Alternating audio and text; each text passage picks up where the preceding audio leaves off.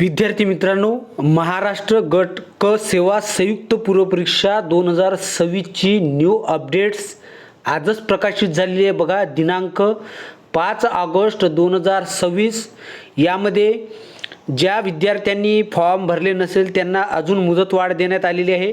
त्या संदर्भातील अजून यामध्ये काही समाविष्ट केलेले पेसा कायद्याअंतर्गत ज्या काही म्हणजे ग्राम महसूल अधिकारी पदांच्या ज्या काही जागा होत्या किंवा जे अनुकंपाधारक जे काही विद्यार्थी असेल, जे माजी सैनिक वगैरे असतील, यांच्यासाठी सुद्धा काही विशेष जे नोटिफिकेशन म्हणजे माहिती आहे त्यांची देण्यात आलेली आहे.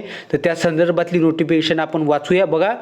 महाराष्ट्र गट क सेवा संयुक्त पूर्व परीक्षा 2026चं हे शुद्धीपत्रक जे आहे आजच्या डेटमध्ये प्रकाशित करण्यात आलेलं आहे MPSC मार्फत.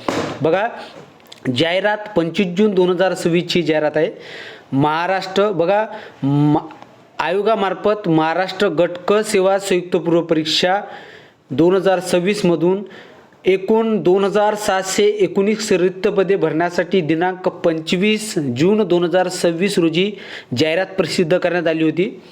आयोगाच्या दिनांक 22 जुलै 2026 रोजीच्या शुद्धीपत्रिकानुसार प्रस्तुत परीक्षेमध्ये विविध नवीन वर्गाचा समावेश करून त्यांची पुन्हा जी जागा आहे वाढ करण्यात येऊन 5707 जागांची भरती ही महाराष्ट्र गट क सेवा संयुक्त पूर्व परीक्षा अंतर्गत होणार होती. बघा, पदांकरिता भरती प्रक्रिया राबविण्यात येणार असल्याचे प्रसिद्ध पत्रक जे आहे ते प्रसिद्धी करण्यात आली आहे. सदर शुद्धीपत्रिकानुसार अर्ज सादर करण्यास 5 ऑगस्ट 2026 म्हणजे आजच्या तारखेपर्यंत मुदतवाढ देण्यात आली होती. तथापि प्रस्तुत परीक्षेस अर्ज सादर करण्यास आणखी मुदतवाढ देण्याबाबतची उमेदवारांची मागणी विचारात घेऊन प्रस्तुत परीक्षेस अर्ज सादर करण्यास खालील मुदतवाढ दिलेली आहे. अजून ज्या विद्यार्थ्यांनी फॉर्म भरले नसेल, ज्या विद्यार्थ्यांना वाटते आपण तलाठी व्हावं, ग्राम महसूल अधिकारी व्हावं, लिपिक व्हावं, कर सहाय्यक व्हावं, त्या विद्यार्थ्यांनी फॉर्म भरा. कारण की आजच्या तारखेची लास्ट डेट अजून मुदतवाढ देऊन आता बघा पुढची मी माहिती वाचतो त्या संदर्भात आहे. हे दिली आहे मुदतवाढ. त्या मुदतवाढीनुसार तुम्ही अर्ज करू शकता. ओके, बघा यामध्ये आपण मुदतवाढ वाचून घेऊया. हे बघा, अनुक्रमांक तपशील आणि विहित कालावधी. अर्ज सादर करण्याचा अंतिम दिनांक 10 ऑगस्ट 2026 रोजी दिले, म्हणजे अजून तुम्हाला 5 दिवसांची मुदतवाढ दिलेली आहे. त्यानंतर दुसऱ्या अनुक्रमांकामध्ये ऑनलाईन पद्धतीने विहित परीक्षा शुल्क भरण्याचा अंतिम दिनांक 13 ऑगस्ट पर्यंत दिली आहे. म्हणजे याआधी तुम्हाला 8 ऑगस्ट पर्यंत भरता येत होती ऑनलाईन परीक्षा फी, पण आता तुम्हाला अजून 5 दिवसांची मुदतवाढ देऊन 13 ऑगस्ट केलेली आहे. त्यामुळे बघा याच्यामध्ये चलनाद्वारे परीक्षा शुल्क भरण्याची सवलत बंद करण्यात आली असून उमेदवारांनी ऑनलाईन पद्धतीमध्ये जसं डेबिट कार्ड आहे, credit card, net banking, UPI याद्वारे तुम्हाला शुल्क भरणे आवश्यक आहे. तर जे विद्यार्थी आहे, ज्या विद्यार्थ्यांनी फॉर्म भरले नसेल त्यांच्यासाठी ही गोल्डन ऑपॉर्च्युनिटी आहे. त्यामुळे लवकरात लवकर फॉर्म भरा. 5 दिवस अजून तुम्हाला वेळ देण्यात आलेला आहे MPSC मार्फत. बघा, शुद्ध पत्रिकामध्ये माहिती दिलेली आहे 2 नंबरची.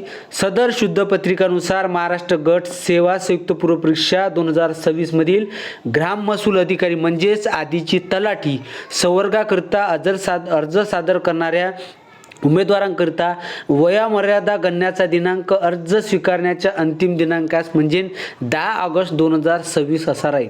आणि 3 नंबरला आहे शासनाकडून ग्राम महसूल अधिकारी तलाठी संवर्गाकरिता प्राप्त विविध जिल्हानिहाय मागणीपत्रांपैकी पेसा तसेच बिगर पेसा क्षेत्रांकरिता विविध सामाजिक आरक्षणानुसार मागणीपत्र प्राप्त झालेली आहे.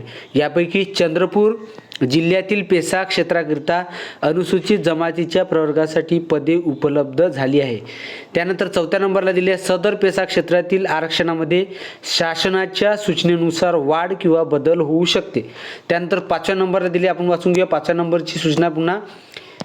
सदर शुद्धीपत्रिकान्वये महाराष्ट्र गट क सेवा संयुक्त पूर्व परीक्षेतील ग्राम महसूल अधिकारी म्हणजेच तलाठी संवर्गासाठी पेसा क्षेत्रातील पदांसाठी अर्ज तसेच यापूर्वी अर्ज सादर केलेल्या उमेदवारांकडून विकल्प मागवण्यात येईल.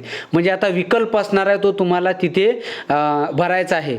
पेसा क्षेत्रामध्ये जर तुम्ही येत असेल तर त्यावर तुम्हाला क्लिक करायचा आहे, तो पर्याय तुम्हाला भरायचा आहे. आणि जे पेसा क्षेत्रामध्ये नसेल त्यांनी भरण्याची आवश्यकता नाही आहे. पण जे पेसा क्षेत्राअंतर्गत जे काही विद्यार्थी येईल त्या अनुसूचित जमातीमधील त्या विद्यार्थ्यांनी पेसा क्षेत्राचा पर्याय आता या शुद्ध पत्रिकान्वये महाराष्ट्र गट गट क सेवा संयुक्त पूर्व परीक्षेतील ग्राममहसूल अधिकारी तलाठी वर्गासाठी पेसा क्षेत्रातील पदांसाठी अर्ज तसेच यापूर्वी सादर केलेल्या उमेदवारांकडून विकल्प मागवण्यात येत आहे.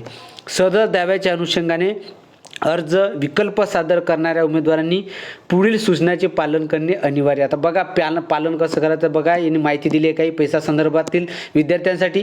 बघा पेसा संदर्भातील विद्यार्थ्यांसाठी पहिली माहिती आहे, पेसा क्षेत्रातील तलाठी पदे म्हणजेच अनुसूचित क्षेत्रातील तलाठी पदे आहे. फक्त अनुसूचित क्षेत्रातील पेसा, बाकीच्यांनी फॉर्म भरायचा नाही या पेसामध्ये. ओके, कारण की फक्त ही पेसा क्षेत्रातील जे पदे आहे तलाठीची ही फक्त अनुसूचित क्षेत्रातील आणि अनुसूचित जमातीतील विद्यार्थ्यांसाठी असणार आहे. त्यानंतर दुसरी महत्त्वाची बातमी आहे, शासन निर्णय सामान्य प्रशासन विभाग 1 फेब्रुवारी 2023 तसेच शासनाकडून वेळोवेळी प्रसिद्ध केलेल्या आदेशानुसार सदर पदे आवश्यक शैक्षणिक अर्हता असलेल्या स्थानिक आदिवासी उमेदवारांमधून भरण्यात येतील. जे स्थानिक आहे त्याच स्थानिक उमेदवारातील उमेदवारांकडून हे पदे भरण्यात येणार आहे. बाहेरील उमेदवार जर अनुसूचित जमातीचा असेल तरी त्यांना त्या ठिकाणी संधी मिळणार नाही, ते लक्षात ठेवा. पहिले नोटिफिकेशन वाचून घ्या, काळजीपूर्वक वाचा, तरच तुम्ही अर्ज असा सादर करा. ओके, 3 नंबरची सूचना दिलेली आहे MPSCने. जे उमेदवार स्वतः किंवा त्यांचे वैवाहिक साथीदार किंवा ज्यांचे मातापिता किंवा आजी आजोबा संबंधित जिल्ह्याच्या अनुसूचित क्षेत्रामध्ये दिनांक 26 जानेवारी 2050 पासून सातत्याने वास्तव्य करीत आहे असे उमेदवार तलाठी पेसा क्षेत्रातील पदांसाठी अर्ज करू शकतील. त्यानंतरचे आलेले उमेदवार यांना विचारात घेण्यात येणार नाही या फॉर्म भरण्याच्या, लक्षात ठेवा. ओके, त्यानंतर चौथी इन्फॉर्मेशन दिलेली आहे. चौथी इन्फॉर्मेशन दिलेली यामध्ये शासन निर्णय क्रमांक BCC दिनांक 10 मे 2023 आणि शासन परिपत्रक सामान्य प्रशासन विभाग दिनांक 16 जून 2023 मध्ये नमूद केल्यानुसार अनुसूचित पेसा क्षेत्रातील भरतीसाठी अर्ज दाखल करणाऱ्या अनुसूचित जमातीच्या उमेदवारांनी संबंधित प्रकल्प कार्यालय एकात्मिक आदिवासी विकास प्रकल्प कार्यालय दिनांक 25 ऑक्टोबर 2026 पूर्वी दिलेली अनुसूचित क्षेत्रातील पेसा रहिवासी दाखला सादर करणे अनिवार्य आहे. म्हणजे तुम्हाला फॉर्म भरल्यानंतर तुम्हाला दाखला सुद्धा सादर करावा लागेल. जो दाखला तुम्हाला एकात्मिक आदिवासी विकास प्रकल्प म्हणजे तुमच्या PO ऑफिसमधून मिळणार आहे. PO ऑफिस प्रकल्प कार्यालय मधून तुम्हाला मिळणार आहे. तर अशा पद्धतीने तुम्हाला तो दाखला घ्यायचा आहे. त्यानंतर इकडे अजून पुन्हा माहिती दिली बघा, सदर उमेदवारांनी अंतिम निवड झाल्यानंतर त्यांना नियुक्ती देण्यापूर्वी त्यांनी अनुसूचित क्षेत्रामध्ये स्थानिक रहिवासी असल्याबाबत सदर केलेल्या महसुली पुराव्याबाबत शासनामार्फत पडताळणी केली जाईल. त्यानंतर निवड झालेल्या उमेदवारांना अनुसूचित क्षेत्रात पेसा नियुक्ती दिली जाईल. म्हणजे तुमची शहानिशा चौकशी करून तुमचे डॉक्युमेंट्स व्हेरिफिकेशन करून तुमचे डॉक्युमेंट्स बरोबर आहे किंवा नाही हे तपासून तुम्हाला तिथे नियुक्ती देण्यात येणार आहे.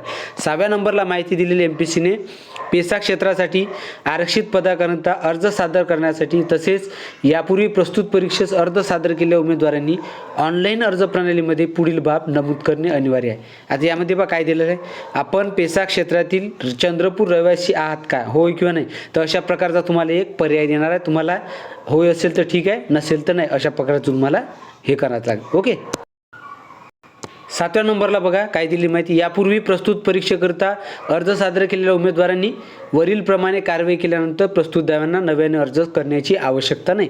बाकीचं जे आहे जे युद्ध काळात किंवा युद्ध सैन्याकरता ही माहिती वाचून घ्यायची सैनिकांनी, जे माजी सैनिक आहे त्यांनी. त्यानंतर बला युद्ध काळात जे युद्ध नसताना सैनिक सेवेत मृत झालेल्या किंवा दिव्यांग येऊन नोकरीसाठी अयोग्य झालेल्या माजी सैनिकांच्या कुटुंबातील सदस्य आहात का, हे सुद्धा तुम्हाला पर्याय भरायचा आहे जे असेल ते. ओके, आणि थोडी माहिती तुम्हाला वाचून घ्यायची. अशा प्रकारची नोटिफिकेशन विद्यार्थी मित्रांनो MPSC मार्फत आलेली आहे. नवीन असाल तर फॉर्म भरून घ्या. ओके, असेच नवीन व्हिडिओ आपल्या चॅनलवर पाहण्यासाठी चॅनलला सबस्क्राईब करा, बेल आयकॉनवर क्लिक करा आणि आवडल्यास शेअर करा. जे विद्यार्थ्यांना माहीत नाही ती माहिती नोटिफिकेशनद्वारे शेअर करा व्हॉट्सअप गिट्सअपवर. ओके, ठीक आहे, चला भेटूया पुढच्या व्हिडिओमध्ये. अजून इथंच थांबूया. धन्यवाद.